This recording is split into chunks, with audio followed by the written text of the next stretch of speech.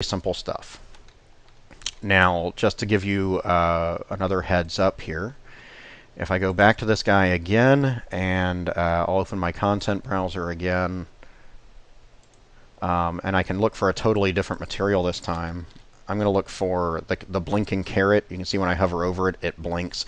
The reason I'm choosing this material is because I want to emphasize that it works with animated materials, flipbook materials, all of that kind of stuff as well. So I'm going to leave that selected and close the content browser, click the green arrow here. You see it puts that new material in. And just to show you that it works, I'll go ahead and change the size of this as well to 128, 128. I am a programmer. I'm in the habit of using powers of 2. You don't have to use powers of 2 in this particular context. All right, so let's play that again. And this time you're going to see a much larger image, and it's going to be animated just like the material should be. Okay? So obviously you can use this to make your own HUDs. You can use it for all kinds of stuff. Okay, so what happens if you want to turn the image back on and off and things like that? Well, we can definitely do that as well. So what I'm going to do here is, first of all, I'm going to go to my Add 2D image. I'm going to turn Is Active off. Typically, when you add the image, you're probably not going to want it to show up. You're going to want to time when it shows up a little bit later on. Okay, so I'm going to close this. I think I will just add another trigger. So let's see, I'll Alt drag that to add a copy. I'll go back into Kismet here, and with that still selected, I'll right-click, go to New Event using Trigger 0, and it's going to be a touch. I'm going to go ahead and change my max trigger count to 0. That makes it work as many times as I step on it. The one that actually adds it, I'm only ever going to do once, because I only ever have to add it once. Okay, so, and I'm going to change my retrigger delay to something a little larger too, so that I don't accidentally trigger it over and over and over again. So I'm just going to change that to 0.3. Okay, so now it's time to take a look at our toggle 2D image. So I'm going to go to New Action, 2D, Toggle 2D Image. And you can see this works just like any other toggle that you would be used to in Kismet. Okay, so here again, I'm going to have to say which player that I want to affect, because obviously I might want to turn it on for one player, but not on for every player. For instance, if I were making a Call of Duty style game or something like that, and maybe I ran over a power-up that gave me martyrdom, or something like that. I don't want to give everybody martyrdom. I don't want it to show up on everybody's screen. So I have to say which player I want to affect.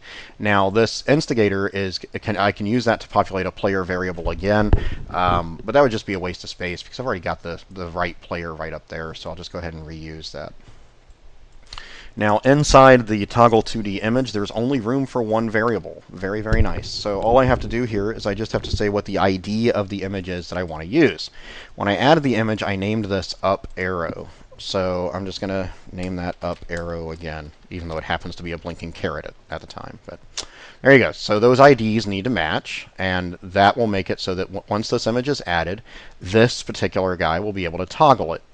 Now what I'm going to do is I'm just going to connect touched to toggle here. Okay? So each time I touch the trigger, it should toggle whether or not the image shows. So I'm going to run over the image.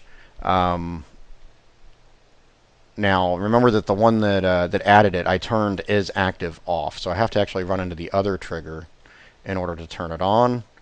If I run over it again, it should turn it back off.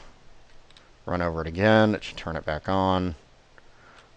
Run over it again, and it should turn it back off. Easy peasy. All right. Okay, so what if I had a mine or something like that, and I wanted to make sure that the image gave me my warning when I was in the mine's zone, but then if I left the mine zone, it would turn it back off. Let's go ahead and deal with that. So what I want to do here is, while this is touched, I want to show my flashing caret, which is going to be my warning sign here, and once I untouch it, I want to turn it back off. And I haven't tested this before, but I assume that's how this all works. So let's give it a shot. There, I've added the image. Now I'm going to come over here.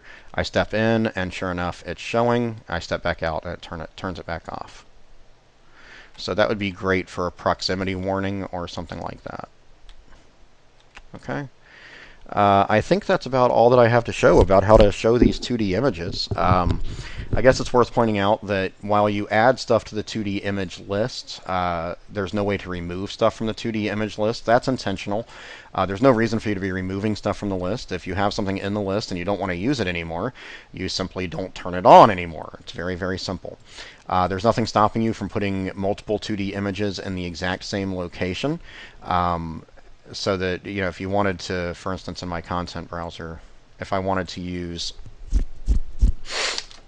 up arrow green at one point, so I'll just add that. I can go ahead and add the gold version, or greenish, whatever it is, here as well. And so I've got it selected, and I'll just hit this over here. There we go. So now I've got the image in the same location. Okay.